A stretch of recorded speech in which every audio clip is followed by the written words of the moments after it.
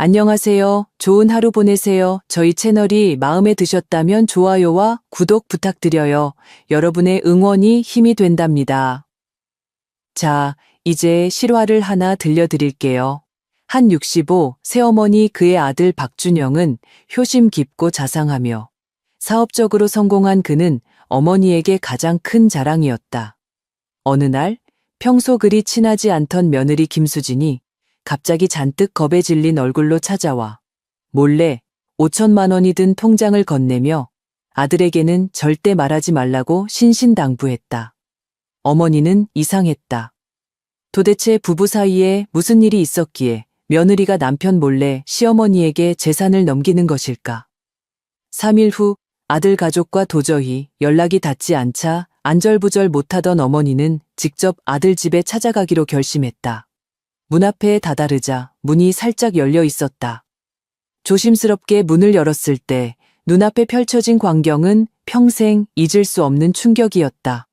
완벽했던 그의 아들은 도대체 어떤 비밀을 숨기고 있었을까? 겉으로는 행복해 보이던 이 가정의 굳게 닫힌 문 뒤에서는 도대체 어떤 알려지지 않은 이야기가 펼쳐지고 있었을까? 어머니가 직접 아들의 완벽한 가면을 벗겼을 때 그녀가 보게 될 것은 천사였을까? 아니면 악마였을까? 이제부터 5천만 원의 수수께끼 같은 돈뭉치에서 시작된 이 여정을 함께 따라가 보겠습니다. 제 이름은 김월숙, 올해 65세입니다. 남편은 일찍 세상을 떠났고 저는 어느 중소도시의 크지도 작지도 않은 땅에서 온갖 고생을 하며 유일한 아들 박준영을 키웠습니다. 이 평생 많은 고통과 고생을 겪었지만 준영이를 볼 때마다 저의 모든 희생이 가치 있다고 생각했습니다. 저의 아들은 제 인생의 가장 자랑스러운 작품입니다.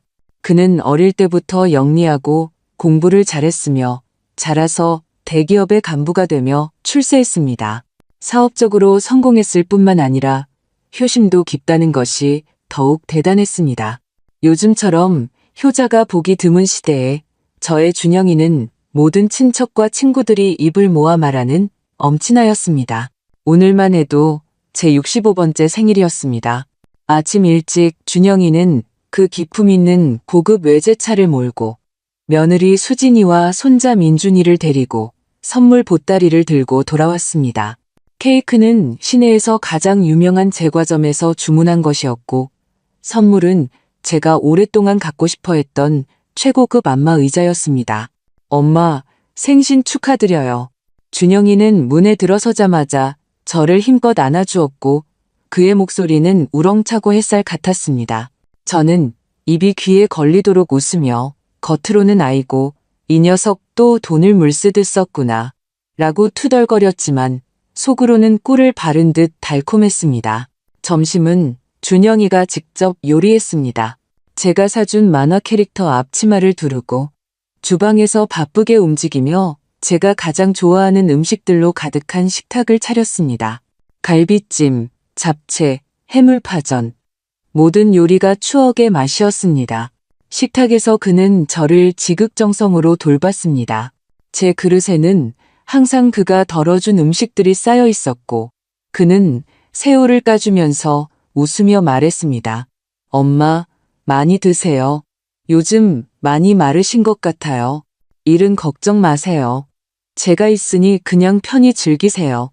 그의 말을 들으며 제 눈시울은 조금 촉촉해졌습니다. 주변의 나이든 친구들 중 누가 저를 부러워하지 않겠습니까? 그들의 아들들은 1년 내내 얼굴 한번 보기 어렵고 전화 한 통하는 것도 귀찮아하는데 저의 준영이는 매주 주말마다 잊지 않고 처자식을 데리고 저를 찾아왔습니다. 매달 200만 원씩 꼬박꼬박 용돈을 주었는데 제 연금보다 많았습니다. 제가 무엇을 더 불만스러워하겠습니까? 단 하나, 제 마음에 작은 앙금이 있었던 것은 제 며느리 김수진이었습니다. 수진이는 착하고 순한 아이였고 외모도 청초했습니다. 다만 성격이 너무 내성적이어서 말을 잘 안 하고 저와는 항상 한 겹의 장막이 드리워진 듯 친해지기 어려웠습니다. 그녀는 고아였고 어릴 때부터 보육원에서 자랐습니다. 친정 배경도 없었죠. 처음에 준영이가 그녀와 결혼하겠다고 했을 때 솔직히 제 마음속으로는 조금 탐탁지 않았습니다. 우리 아들처럼 좋은 조건이라면 더 좋은 집안 배경을 가진 상대를 만나야 한다고 생각했기 때문이죠. 하지만 준영이가 좋아하니 저는 더 이상 말하지 않았습니다. 결혼 후 수진이도 책임감 있게 집안을 잘 정리했고 손자 민준이도 잘 키웠습니다. 저도 점차 그녀를 받아들였습니다. 하지만 고부간에 있어야 할 그 친밀감은 좀처럼 생겨나지 않았습니다. 지금 식탁에서 준영이와 제가 열띤 대화를 나누고 있을 때도 수진이는 그저 조용히 옆에 앉아 묵묵히 밥을 먹으며 가끔 민준이에게 반찬을 얹어줄 뿐이었습니다. 그녀의 얼굴에는 옅은 거리감이 느껴지는 미소가 있었습니다. 수진아, 생선 좀 먹어라. 제가 생선살을 한 조각 덜어주며 분위기를 부드럽게 하려 했습니다. 고맙습니다, 어머니. 그녀는 나지막이 말하더니 고개를 숙였습니다. 휴, 저는 속으로 한숨을 쉬었습니다. 그래, 좀 무뚝뚝하면 어떠랴. 준영이에게 잘하기만 하면 됐지.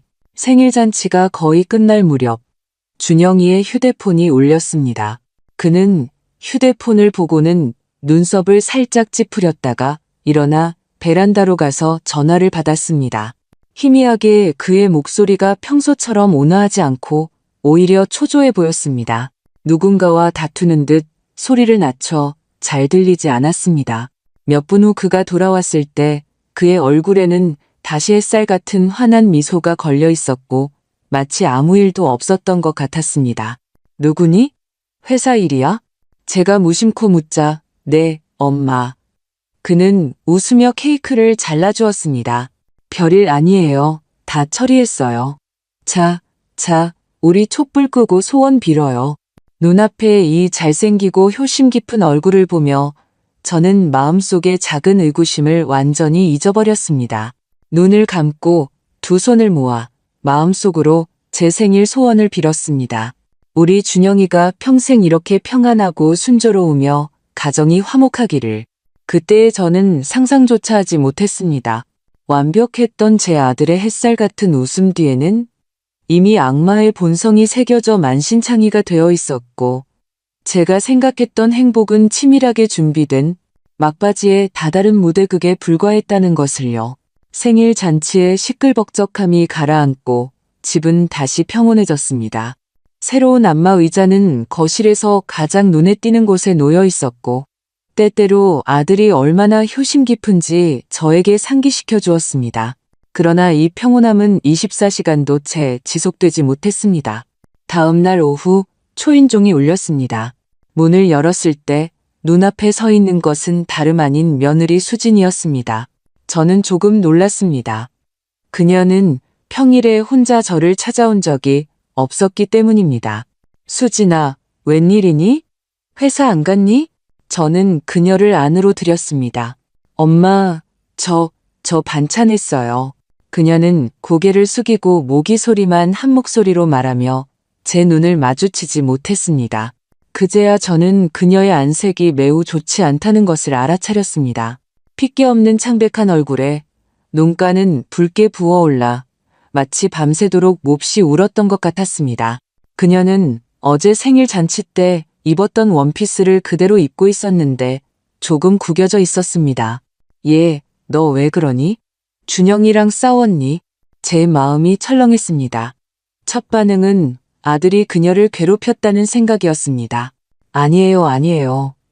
그녀는 연신 고개를 저으며 황급히 부인했습니다. 저희 괜찮아요. 엄마, 저 어머니께 부탁드릴 일이 있어요. 저는 그녀에게 따뜻한 물 한 잔을 따라주며 앉아서 천천히 이야기하라고 했습니다. 그녀는 물컵을 두 손으로 감싸 쥐고 있었는데 손이 미세하게 떨리고 있었습니다.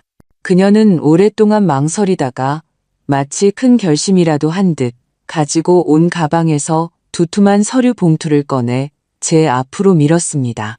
엄마, 이거 좀 보관해 주세요.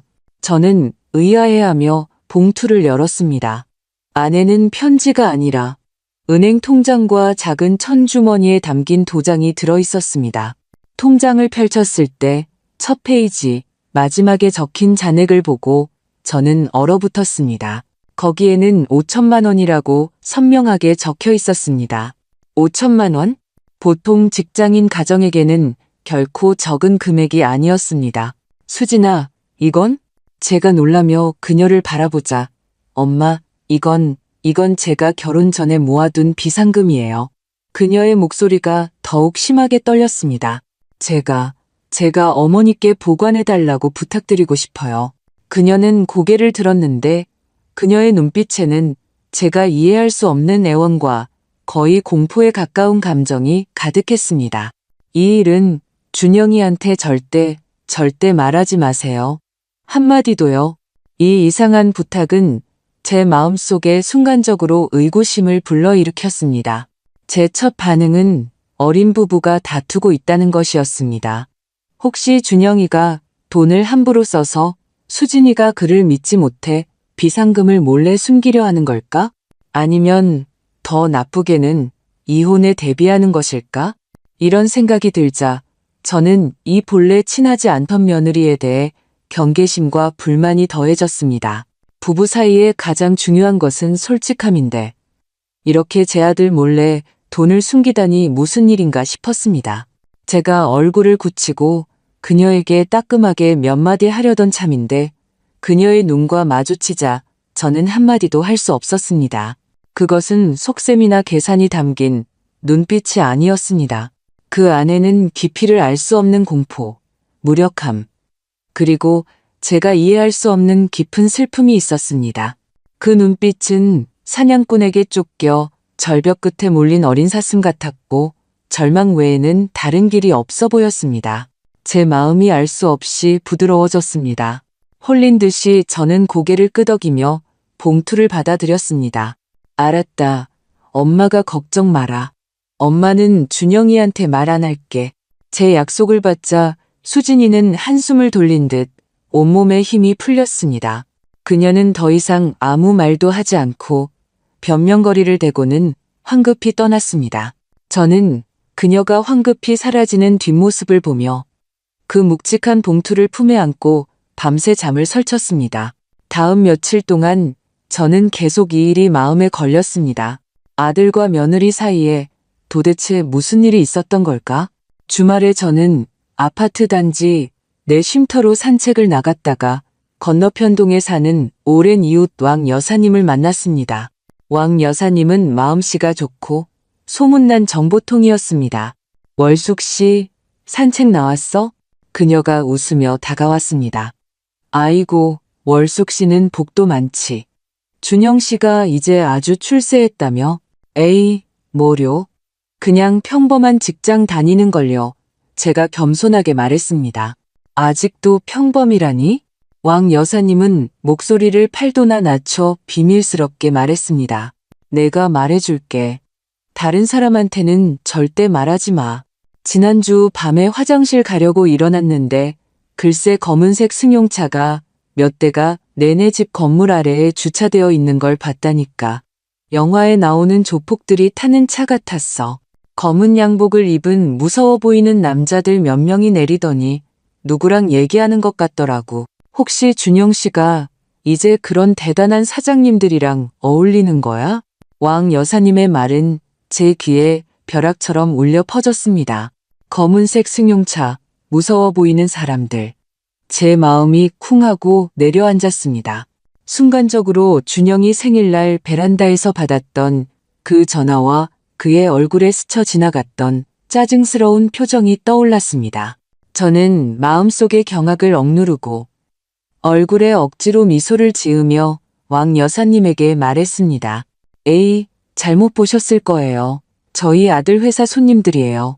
사업하는 사람들은 별의별 친구들이 다 있죠. 별일 아니에요.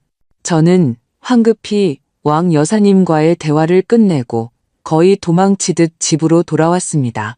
집에 들어서자마자 문을 잠그고 문에 기대섰습니다. 심장이 미친 듯이 뛰었습니다.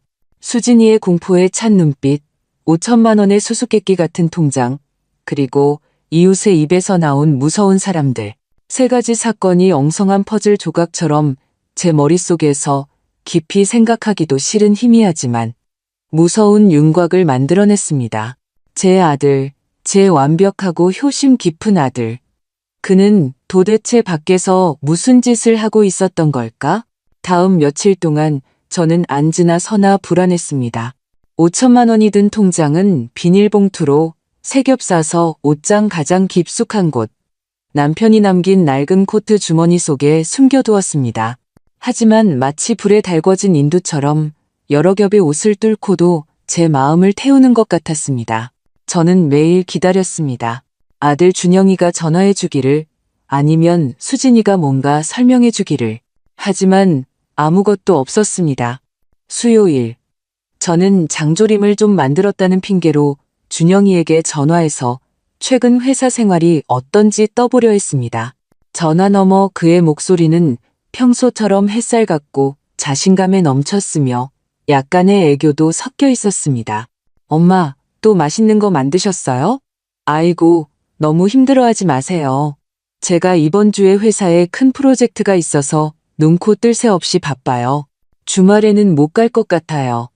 수진이한테 민준이 데리고 엄마 찾아가라고 전해주세요.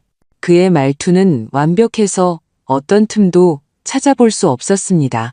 하지만 저는 하나의 작은 세부 사항을 예민하게 포착했습니다. 그는 저에게 수진이한테 전해달라고 말했습니다. 부부 사이에 아직도 제가 전가를 해줘야 한단 말인가? 제 마음의 불안은 덩굴처럼 점점 더 조여왔습니다. 마침내 주말이 되었습니다. 토요일 아침, 저는 일부러 일찍 일어나 시장에서 가장 신선한 생선과 새우를 사서 푸짐한 상을 차리고 며느리와 손자가 돌아오기를 기다렸습니다. 하지만 아침 9시부터 해가 중천에 뜰 때까지, 그리고 해가 서쪽으로 질 때까지 기다렸지만 초인종은 울리지 않았습니다. 저는 계속해서 아들의 전화번호를 거듭 눌렀습니다. 고객님이 거신 전화는 전원이 꺼져 있습니다. 잠시 후 다시 걸어주십시오. 수화기에서는 차갑고 반복적인 음성 안내만 흘러나왔습니다. 제 마음은 조금씩 가라앉았습니다. 준영이는 일이 바빠서 가끔 야근으로 집에 못 들어올 때도 있었지만 이유 없이 전화를 끈 적은 한 번도 없었습니다. 그는 제가 혼자 산다는 것을 알고 걱정할까봐 휴대폰을 항상 24시간 켜두었습니다. 저는 즉시 수진이에게 전화했습니다. 마찬가지로 전원이 꺼져 있었습니다. 어떻게 그 두 사람이 동시에 전화를 끌 수 있을까? 저는 미친 듯이 그들의 집 유선 전화로 걸었습니다. 전화가 연결되었지만 길고 긴 통화음은 차가운 밧줄처럼 제 심장을 한 겹씩 조여왔습니다. 전화는 한참 동안 울리다가 자동으로 끊겼고 아무도 받지 않았습니다. 그 순간 전례 없는 공포가 파도처럼 저를 덮쳤습니다. 저는 더 이상 앉아 있을 수 없었습니다. 열쇠와 지갑을 움켜쥐고 심지어 입고 있던 잠옷도 갈아입는 것을 잊은 채 집 밖으로 뛰쳐나갔습니다. 저는 그들의 집에 가 봐야만 했습니다. 당장. 저는 택시를 세우고 떨리는 목소리로 아들 집 주소를 말했습니다. 창밖의 풍경이 빠르게 뒤로 물러갔고 제 머릿속에는 통제할 수 없이 온갖 끔찍한 장면들이 스쳐 지나갔습니다. 수진이의 공포에 찬 눈빛, 이웃 왕 여사님의 입에서 나온 검은색 승용차, 전원이 꺼진 아들의 휴대폰. 이 장면들은 날카로운 칼날처럼 제 마음을 헤집어 놓았습니다. 기사님, 죄송하지만 좀 더 빨리 가주세요. 저는 말을 더듬으며 재촉했습니다. 택시는 아들 집이 있는 으리으리한 고급 아파트 단지 앞에 멈춰 섰습니다. 저는 거의 차에서 뛰어내리다시피 했고 잔돈을 기다릴 새도 없이 기사에게 5만 원권 지폐 한 장을 건네주고 비틀거리며 로비로 달려 들어갔습니다. 저는 예비키로 엘리베이터의 층수 제한을 풀었습니다. 엘리베이터가 천천히 올라가는 동안 저는 거울 속에 제 창백하고 피폐한 얼굴을 바라보았습니다. 심장이 목구멍으로 튀어나올 것만 같았습니다. 제발 아무 일 없어야 할 텐데, 제발 아무 일 없어야 할 텐데.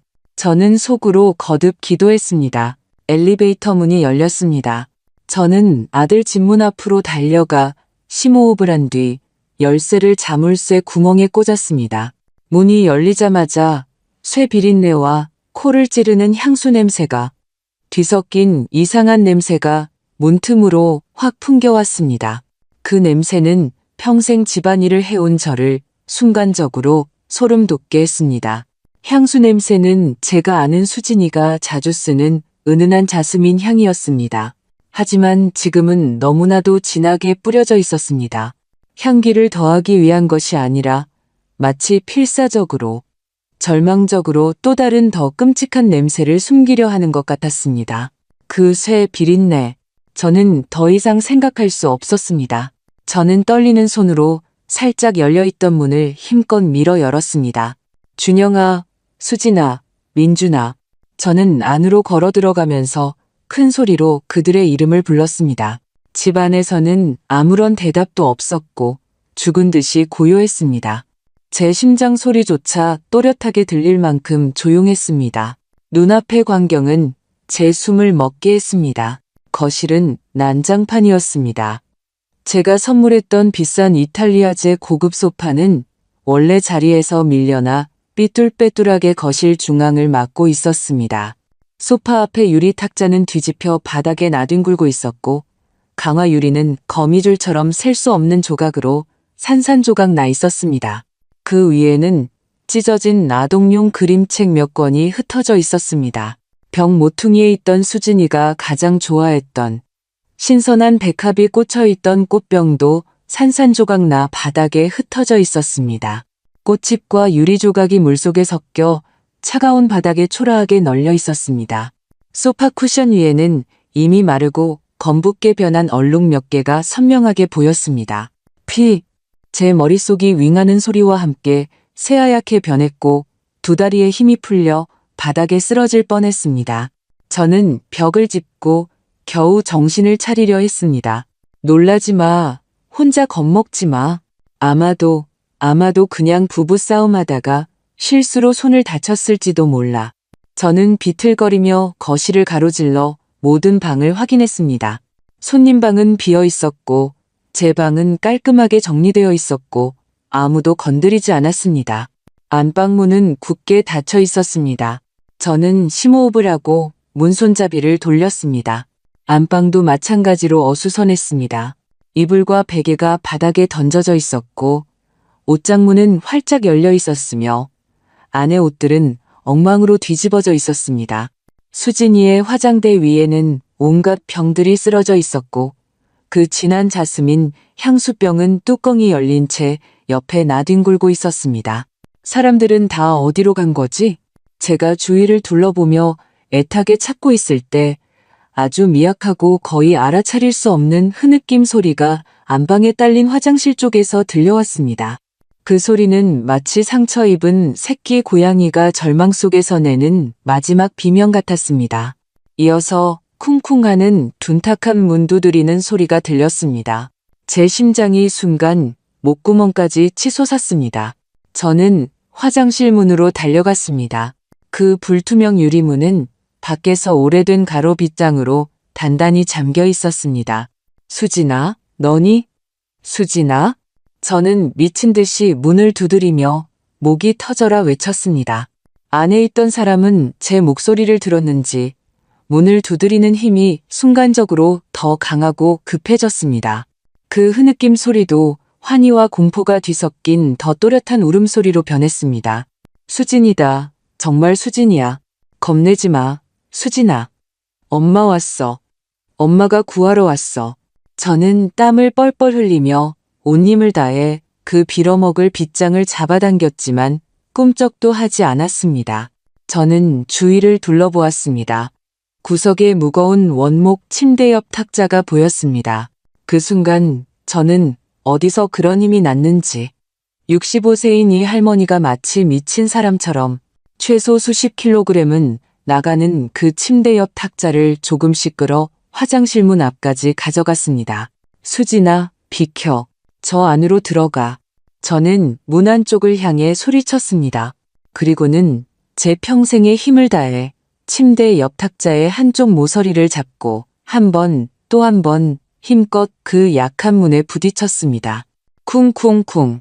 마침내 세 번째 충격에 문 잠금 장치 부근에서 힘을 이기지 못하는 나무가 찢어지는 소리가 났고 문 전체가 안으로 굉음을 내며 쓰러졌습니다. 문이 부서지는 순간 저는 침대 옆 탁자를 내던지고 안으로 뛰어들어갔습니다. 눈앞의 광경은 제 평생 잊을 수 없을 것입니다. 며느리 김수지는 좁은 화장실 구석에 웅크리고 있었습니다. 그녀의 입은 노란색 테이프로 몇 겹이나 단단히 봉해져 있었고 두 손과 두 발은 거친 나일론 끈으로 뒤로 묶여 있었습니다. 그녀의 머리카락은 창백한 얼굴에 엉켜붙어 있었고 얼굴에는 마른 눈물 자국이 가득했으며 입가에는 선명한 핏자국이 걸려 있었습니다. 그녀의 눈빛에는 구원자를 만난 듯한 극도의 환희와 골수에 사무치는 공포가 가득했습니다. 그리고 제 손자 8살 민준이는 그녀에게 보호받는 자세로 꼭 안겨 있었습니다. 아이는 온몸을 떨고 있었고 눈은 멍하니 풀려 울지도 못했습니다. 저는 더 이상 참을 수 없었습니다. 온몸을 떨며 그들에게 달려들었습니다. 떨리는 손으로 수진이 입에 붙은 테이프를 조금씩 뜯어냈습니다. 테이프가 뜯기는 순간 오랫동안 억눌려 있던 비릿한 공기가 그녀의 목 놓은 울음소리와 함께 터져 나왔습니다. 엄마, 그녀는 마치 겨우 집으로 돌아갈 길을 찾은 아이처럼 저를 안고 울었습니다. 그리고 저는 그녀의 손목의 끈에 눌려 생긴 짙은 보라색 멍자국을 보았고 혼비백산한 제 손자를 보며 단 하나의 생각뿐이었습니다. 제 아들 박준영은 도대체 인간인가? 저는 수진이와 민준이를 꼭 껴안고 공포에 질려 격렬하게 떨리는 모자의 몸을 느꼈습니다. 제 마음은 산산조각 나는 듯했고 아프고 분노로 가득했습니다. 저는 온 힘을 다해 수진이의 손목과 발목에 꽉 조여있던 나일론 끈을 풀어주었습니다. 끈이 풀리는 순간 그녀의 피부에 선명한 보라색으로 피가 배어 나올 것 같은 멍자국들을 보았습니다. 제 눈물은 더 이상 참을 수 없었습니다. 준영이니? 그 애니? 저는 떨리는 목소리로 물었습니다. 수진이는 준영이라는 두 글자를 듣자마자 울음을 뚝 그쳤습니다. 그녀는 고개를 들었는데 본래 맑아야 할 그 눈에는 이제 끝없는 공포와 잿빛 절망만이 남아 있었습니다. 그녀는 고개를 끄덕였고 눈물은 다시 봇물처럼 쏟아졌습니다. 제 부축을 받으며 그녀와 민준이는 마치 놀란 새처럼 한 걸음 한 걸음 거실 소파로 돌아왔습니다. 저는 그들에게 따뜻한 물을 따라주고 담요로 감싸주었습니다. 민준이는 처음부터 끝까지 나무늘보처럼 수진이에게 달라붙어 한마디도 하지 않았고 눈은 텅 비어 있었습니다. 다음 1시간 동안 수진이는 간헐적으로 울음을 터뜨리며 제 완벽한 아들의 자상한 가면 뒤에 숨겨져 있던 수년간의 지옥 같은 진실을 저에게 폭로했습니다. 박준영은 대기업의 엘리트 간부가 아니었습니다. 그는 3년 전 이미 도박으로 공금을 횡령하여 회사에서 해고당했습니다. 그가 빠져든 것은 인터넷 도박 중독이었는데 그것은 마약보다도 더 무서운 것이었습니다. 짧은 몇 년 동안 그는 우리 집의 모든 저축을 탕진했을 뿐만 아니라 사채업자들에게 5억이 넘는 거액의 빚을 졌습니다. 그가 보였던 효심, 저에게 보여주었던 모든 햇살 같고 자상한 모습은 모두 그가 치밀하게 계획한 가장 악랄한 위장이었습니다. 그는 효자라는 이미지를 유지해야 했습니다. 왜냐하면 이 평생을 고생하며 살아온 늙은 어머니와 그가 오랫동안 노리고 있던 저의 연금은 그에게 마지막이자 가장 큰 판을 뒤집을 기회였기 때문입니다. 그럼 왜 일찍 말해주지 않았니? 왜 이혼하지 않았어? 저는 가슴 아프게 물었습니다. 이 부분이 제가 이해할 수 없는 부분이었습니다. 수진이는 이혼이라는 두 글자를 듣자마자 몸을 더욱 심하게 떨었습니다. 그녀는 비참하게 웃었는데 그 웃음은 우는 것보다 더 보기 흉했습니다. 엄마, 그녀는 자신의 소매를 걷어 올렸습니다. 그녀의 새하얀 팔 안쪽에는 이미 옅어졌지만 윤곽은 여전히 보이는 멍자국 몇 개가 있었습니다. 제가 생각 안 해봤겠어요? 그녀가 말했습니다. 준영이가 처음 도박하는 것을 발견하고 이혼을 요구했을 때 준영이는 그녀 앞에 무릎을 꿇고 통곡하며 반성했고 각서까지 써주며 아이를 봐서 용서해달라고 빌었습니다. 그녀는 마음이 약해졌습니다.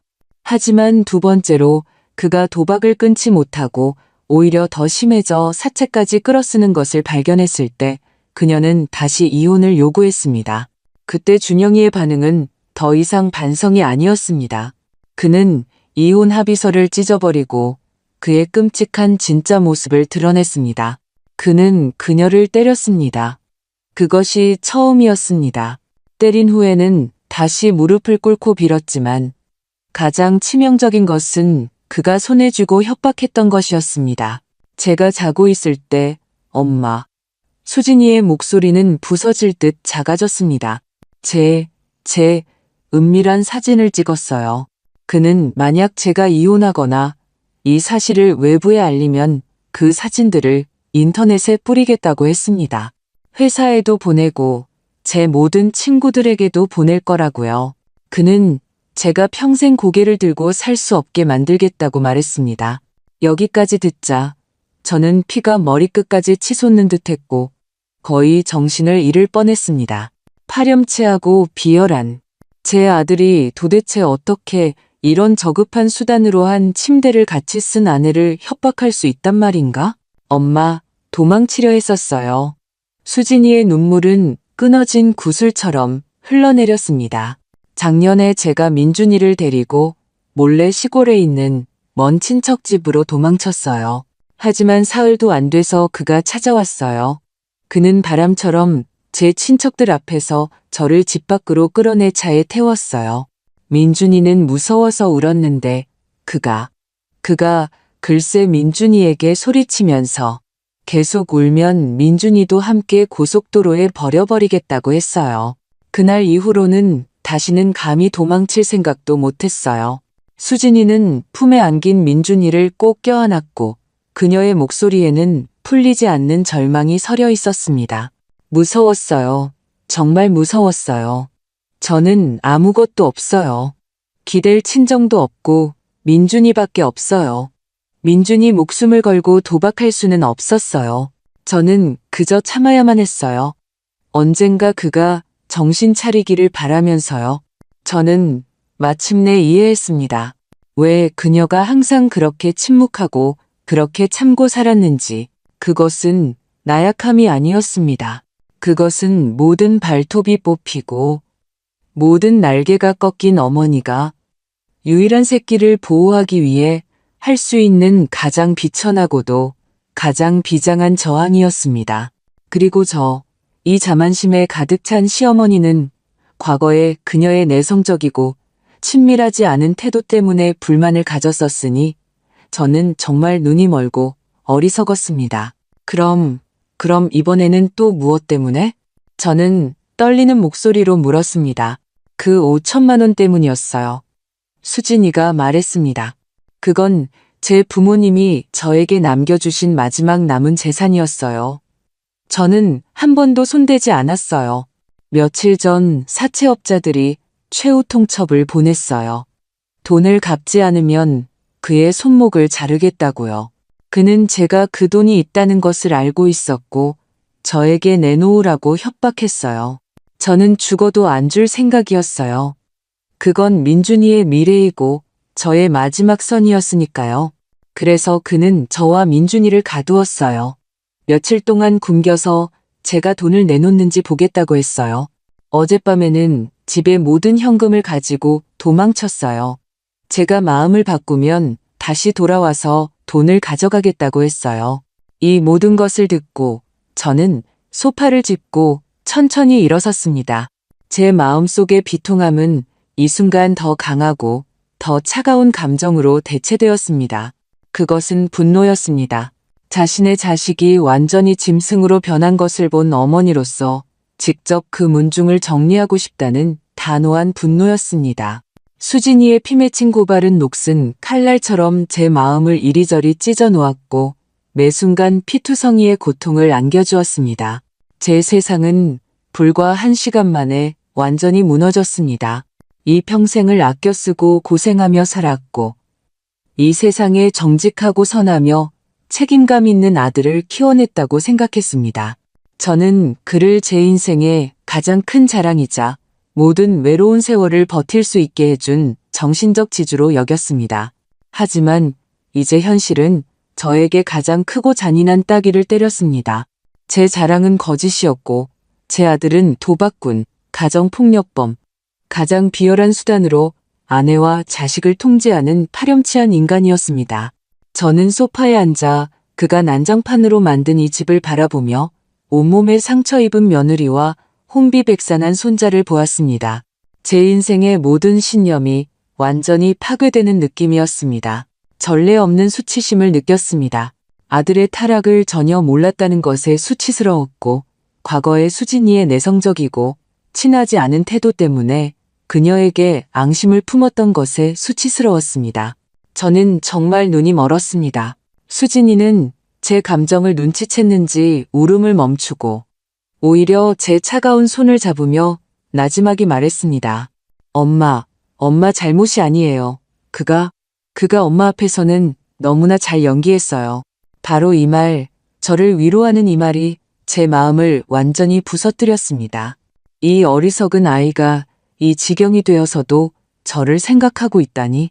저는 심호흡을 하고 엄청난 비통함과 자책감에서 벗어나려고 애썼습니다. 지금은 제가 무너질 때가 아니라는 것을 알았습니다. 이 집은 이미 무너졌지만 수진이와 민준이가 아직 저를 필요로 했습니다. 저는 일어서서 부엌으로 들어가 물을 끓였습니다. 그리고 이리저리 뒤져 구급상자를 찾아냈습니다. 저는 따뜻한 수건으로 수진이 입가에 핏자국을 조심스럽게 닦아주고 면봉에 소독약을 묻혀 그녀의 손목에 끈에 눌려 생긴 상처들을 부드럽게 소독해 주었습니다. 제 움직임은 아주 조심스럽고 느렸습니다. 한 번 한 번의 동작이 마치 과거에 제가 그녀에게 소홀히 하고 빚졌던 것을 만회하는 것 같았습니다.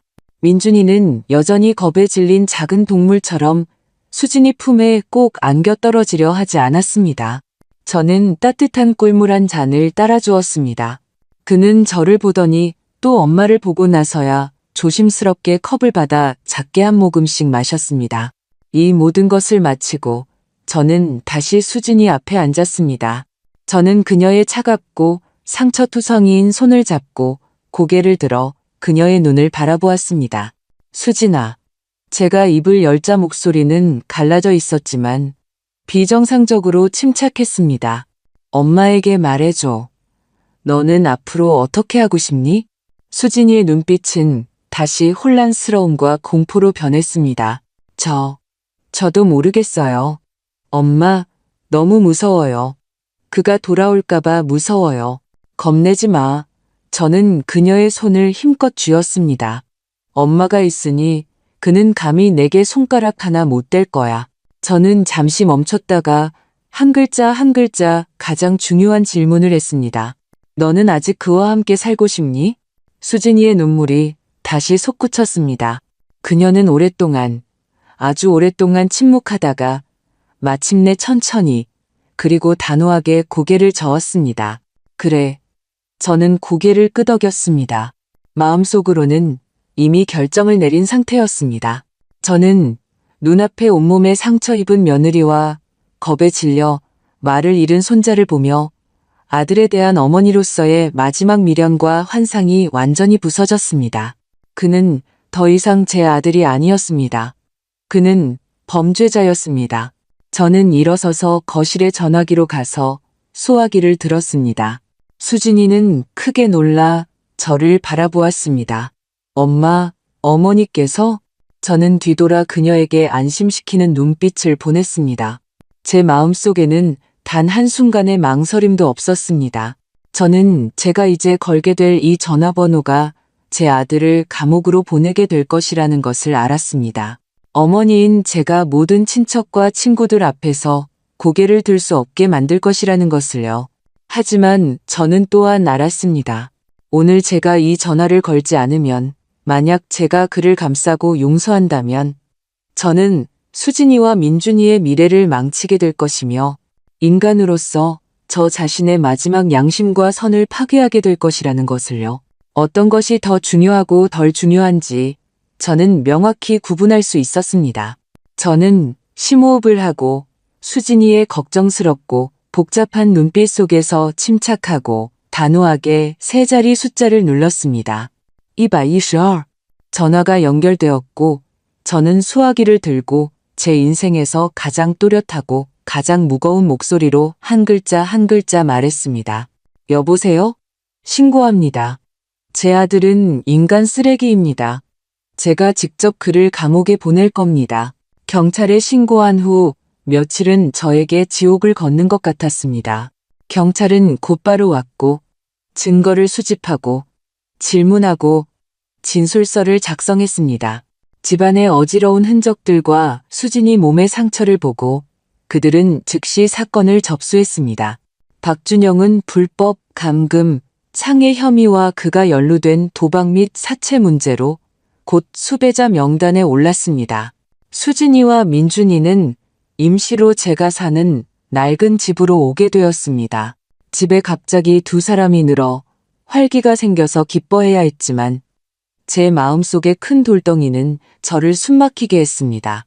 저는 매일 억지로 기운을 내어 수진 모자에게 밥을 해주고 빨래를 해주며 민준이와 만화를 보고 이야기를 들려주었습니다. 저는 그들에게 안전하고 따뜻한 안식처를 만들어주기 위해 노력했습니다. 하지만 밤이 깊어지고 혼자 있을 때면 칼로 도려내는 듯한 고통이 저를 완전히 덮쳤습니다. 저는 준영이의 어릴 적 사진을 꺼내 악인의 복을 입고 천진난만하게 웃는 모습을 보며 눈물을 멈출 수 없었습니다. 저는 계속해서 스스로에게 물었습니다. 도대체 어디서부터 잘못된 것일까? 어머니인 제가 너무 지나치게 사랑해서 그를 오늘날 이 모습으로 만들었을까? 이 자책감과 고통은 저를 거의 무너뜨릴 지경이었습니다. 제가 거의 버티지 못할 때쯤 사건을 담당했던 장경희에게서 전화가 왔습니다. 김월숙 아주머니. 그의 목소리는 매우 정중했지만 직설적이었습니다. 저희가 며칠 동안 추적했지만 이박준영은 매우 교활해서 단서가 없습니다. 저희는 그가 막다른 골목에 다다르면 반드시 아주머니께 다시 연락할 것이라고 추측합니다. 그래서 저희는 아주머니의 협조를 얻고 싶습니다. 저는 전화를 쥐고 있었는데 손바닥에 식은땀이 가득했습니다. 저는 협조라는 두 글자가 무엇을 의미하는지 당연히 알고 있었습니다. 저를 미끼로 쓰시겠다는 건가요? 저는 떨리는 목소리로 물었습니다. 아주머니, 이것이 아주머니께 매우 잔인하다는 것을 압니다. 장경희의 목소리는 매우 무거웠습니다. 하지만 그는 아주머니의 아들이고 아주머니만이 그를 가장 잘 알고 아주머니만이 그의 경계심을 가장 풀 수 있습니다. 이것이 현재 가장 빠르고 효과적인 방법입니다. 전화를 끊고 저는 소파에 앉아 한참 동안 멍하니 있었습니다. 제 친아들을 잡기 위해 직접 함정을 놓다니 세상에 이보다 더 비극적이고 잔인한 일이 있을까? 제 마음은 두 조각으로 찢어지는 것 같았습니다. 한 조각은 어머니로서 끊을 수 없는 본능적인 혈육의 정이었고 다른 한 조각은 수진이와 민준이에 대한 미안함과 정의에 대한 고수였습니다. 저는 밤새도록 갈등했습니다.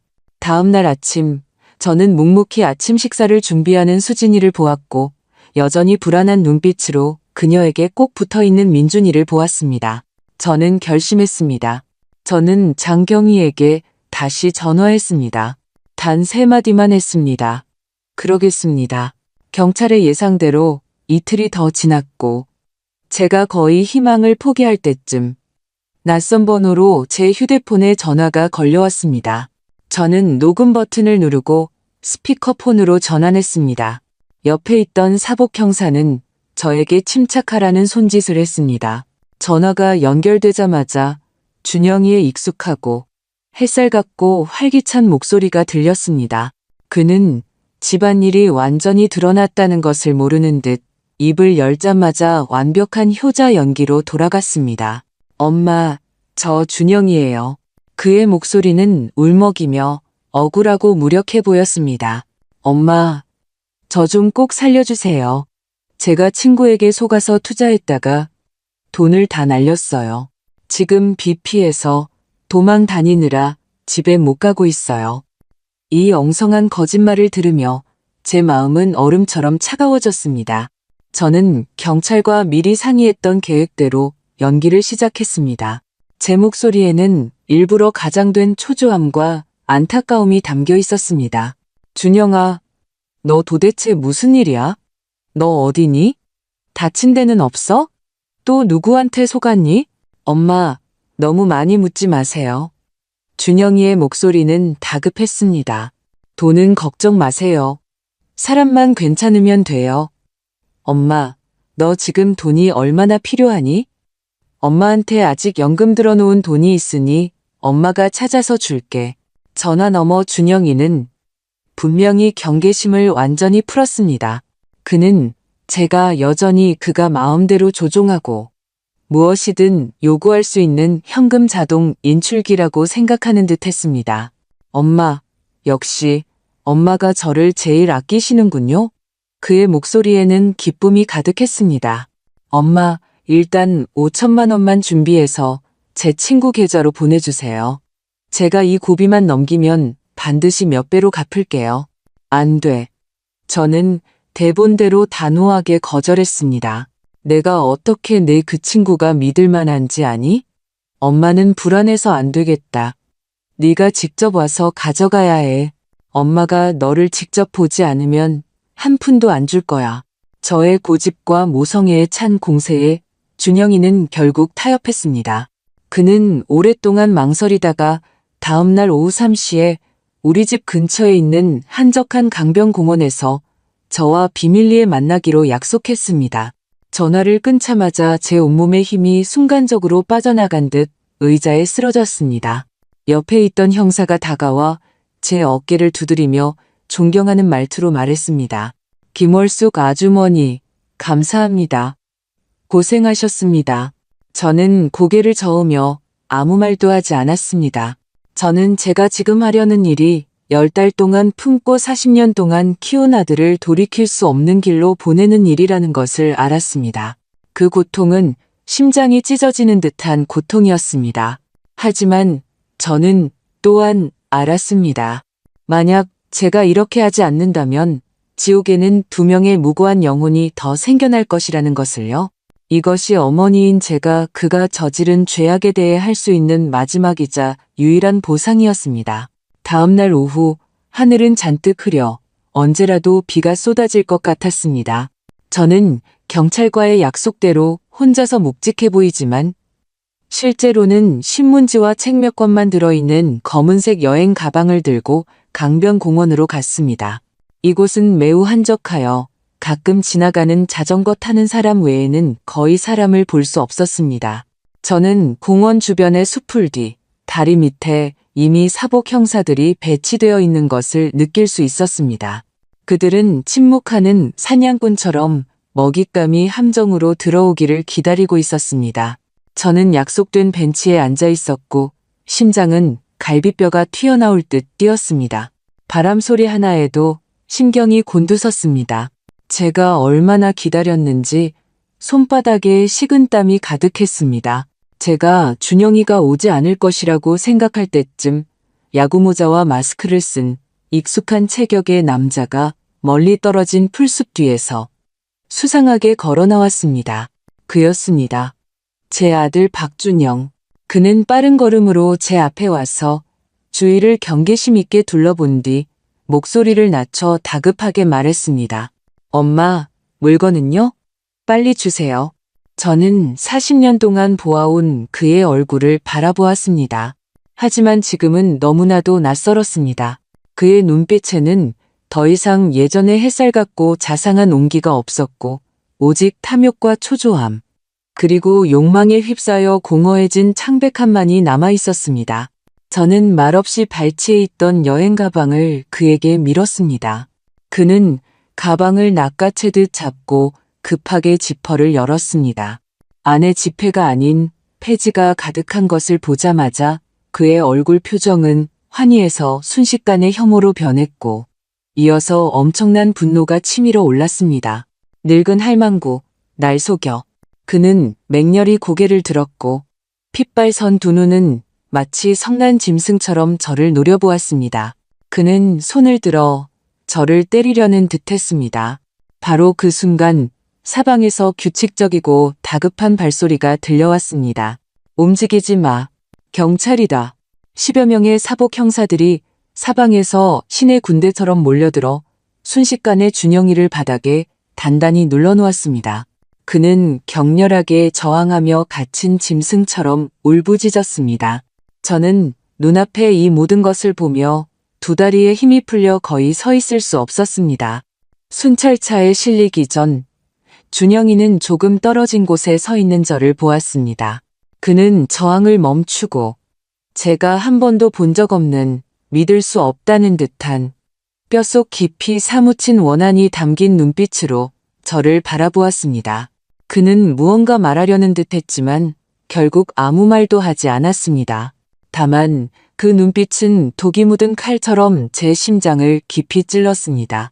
저는 그의 시선을 피하지 않았고 제 얼굴은 이미 눈물로 범벅이 되어 있었습니다.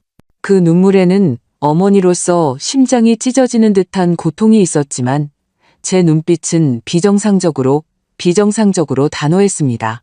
저는 제 평생 가장 고통스러웠지만 동시에 가장 올바른 결정을 내렸다는 것을 알았습니다. 박준영의 사건은 종결되었습니다. 여러 죄목이 합쳐져 그는 차가운 쇠창살 안에서 그의 가장 빛나는 시절을 보내게 될 것입니다. 수진이도 순조롭게 이혼 수속을 마쳤습니다. 그녀는 악몽 같던 그 집을 팔고 민준이를 데리고 잠시 제가 사는 낡은 집에서 함께 지내고 있습니다. 삶은 겉보기에는 평온을 되찾은 듯하지만 저는 어떤 상처는 평생을 걸쳐 아물어야 한다는 것을 알고 있습니다. 수진이는 제 앞에서는 항상 웃으려 하지만 저는 종종 한밤중에 그녀의 방에서 억눌린 울음소리를 듣습니다. 그리고 민준이도 또래 아이들보다 더욱 말이 없어졌습니다. 어느 평화로운 오후, 수진이는 제가 줄곧 보관하고 있던 5천만 원 통장과 몇몇 서류를 제 앞에 정중하게 내놓았습니다. 저는 그 합의서를 펼쳤는데 거기에는 김수진이 자발적으로 무조건적으로 김월숙 여사님에 대한 모든 법적 부양 의무를 그녀가 돌아가실 때까지 이행할 것이며 자발적으로 미래 매월 수입의 20%를 양측이 공동 관리하는 은행 계좌에 정기적으로 입금하여 김월숙 여사님의 노후 및 의료 예비금으로 사용하겠다는 내용이 명확하게 적혀 있었습니다. 엄마. 그녀는 눈시울을 붉히며 나지막이 말했습니다. 이 5천만 원은 제가 가질 수 없어요. 저는 멍하니 있었습니다. 왜? 이건 내 부모님이 너에게 남겨주신 마지막 유산인데. 아니요. 그녀는 고개를 저었습니다. 그녀의 눈빛에는 나이 이상으로 침착함이 있었습니다. 이건 제 부모님이 저에게 남겨주신 게 아니에요. 이건 처음부터 오늘을 위해 준비된 것 같았어요. 그녀는 고개를 들어 저를 바라보며 제가 평생 잊지 못할 말을 했습니다. 엄마, 아세요? 저는 어릴 때부터 운이 없는 사람이었어요. 부모님은 일찍 돌아가시고 보육원에서도 항상 괴롭힘을 당했죠. 나중에 준영이에게 시집갈 때는 고생 끝에 낙이 온 줄 알았는데 또 다른 불지옥으로 뛰어든 거였어요. 항상 생각했어요. 하늘이 저를 유독 아껴주지 않는 건 아닐까 하고요. 하지만 그녀는 말을 멈췄다가 눈물이 그렁그렁한 채로 다시 말했습니다. 어머니를 만나기 전까지는요. 어머니께서 저를 위해 직접 준영이를 감옥에 보내실 때까지는요. 그제야 깨달았어요. 하늘은 사실 공평하다는 것을요. 그녀는 그 통장을 제 앞으로 밀어주며 목이 메었지만 또렷한 목소리로 말했습니다. 그는 제 가정을 빼앗아갔지만 어머니께서는 저에게 진정한 엄마를 돌려주셨어요. 그는 저에게 남편을 잃게 했지만 저는 진정한 가족이 무엇인지 알게 되었어요. 엄마, 이 5천만 원은 그 옛날 제 부모님이 목숨 걸고 남겨주신 제가 살아남기를 바랐던 돈이에요. 이제 저는 그 돈으로 어머니의 편안한 노년을 바꾸고 싶어요. 왜냐하면 어머니께서 저와 민준이를 다시 살게 해주셨으니까요. 그녀는 일어서서 한때 자신과 친하지 않았던 이 시어머니에게 깊이 허리 숙여 인사했습니다. 엄마, 이제부터는 제가 어머니를 모실게요. 그 순간 저는 더 이상 참을 수 없었습니다. 저는 달려가 이 어리석은 아이를 꼭 껴안았습니다. 저는 마침내 깨달았습니다. 운명이 우리에게서 빼앗아간 모든 것은 다른 방식으로 되돌아온다는 것을요. 그는 제 아들을 빼앗아갔지만 저에게 혈육보다 더 소중한 딸을 돌려주었습니다. 그는 수진이에게 부모의 보호를 잃게 했지만 그녀가 고난을 겪은 후 가장 감사하고 지킬 줄 아는 마음을 갖게 해주었습니다. 우리 두 사람 운명에 의해 상처 입은 두 여인은 오늘부터 서로의 삶에서 가장 든든한 버팀목이 될 것입니다. 저는 결국 그 통장을 받지 않았습니다. 저는 수진이의 손을 잡고 말했습니다. 얘야, 돈은 우리가 직접 벌면 돼. 엄마는 늙었지만 아직 힘이 있어. 앞으로 우리 집은 엄마가 밥을 하고 네가 돈을 벌고 민준이는 즐겁게 자라는 거야. 창문을 통해 햇살이 서로를 안고 있는 우리에게 쏟아졌습니다. 저는 폐허 위에서 새로운 생명이 조용히 자라고 있다는 것을 알았습니다. 그리고 이번에는 어떤 비바람에도 쉽게 무너지지 않는 큰 나무로 자라날 것입니다. 오늘 이 사례는 여기서 마무리됩니다. 김월숙 여사님의 선택은 가슴 아프지만 동시에 경외심을 불러일으킵니다. 그녀는 혈육의 정과 인간의 정의 사이에서 가장 고통스럽지만 가장 용감한 선택을 했습니다. 하지만 전체적인 경험을 되돌아보면 여전히 우리 모두가 깊이 생각해 볼 몇 가지 질문이 있습니다. 만약 당신이 사례 속 김월숙이라면 당신이 자랑스러워했던 아들이 가정을 파괴하는 악마임을 알게 되었을 때 당신은 그를 직접 경찰에 보낼 용기가 있었을까요? 아니면 끊을 수 없는 모성애 때문에 숨기고 감싸주면서 그에게 개과천선할 기회를 주었을까요? 그리고 며느리 김수진에게는 그녀가 오랫동안 가정폭력과 협박에 시달리면서도 참아낸 것은 아이를 위한 숭고한 모성애였을까요? 아니면 어쩔 수 없는 나약함이었을까요? 현실에서 비슷한 어려움에 직면했을 때 여성은 어떻게 스스로를 구해야 할까요? 가장 핵심적인 질문은 김월숙의 마지막 선택이 아들 박준영에게는 배신이었을까요? 아니면 또 다른 형태의 구원이었을까요? 그를 감옥에 보내 자신의 죄에 대한 대가를 치르게 하는 것이 그를 진정으로 돕고 더 깊은 나락으로 빠지는 것을 막는 마지막 모성애였을까요? 이 사례는 완벽한 가정의 위선을 벗겨내고 인간성에서 가장 복잡한 투쟁을 보여줍니다. 오늘 이 사례에 대한 당신의 생각은 어떻습니까? 당신은 김월숙의 행동에 동의하십니까? 아래 댓글 창에 당신의 의견을 남겨주십시오. 당신의 모든 공유는 어둠 속에서 고통받는 사람들에게 한 줄기 힘이 될 수 있습니다. 오늘 저희가 나눈 이야기에 공감하신다면 구독 버튼을 누르시고 이 진실한 삶의 이야기를 널리 공유해 주시는 것을 잊지 마십시오. 댓글창에서 당신의 이성적인 분석과 감성적인 공명을 기대합니다.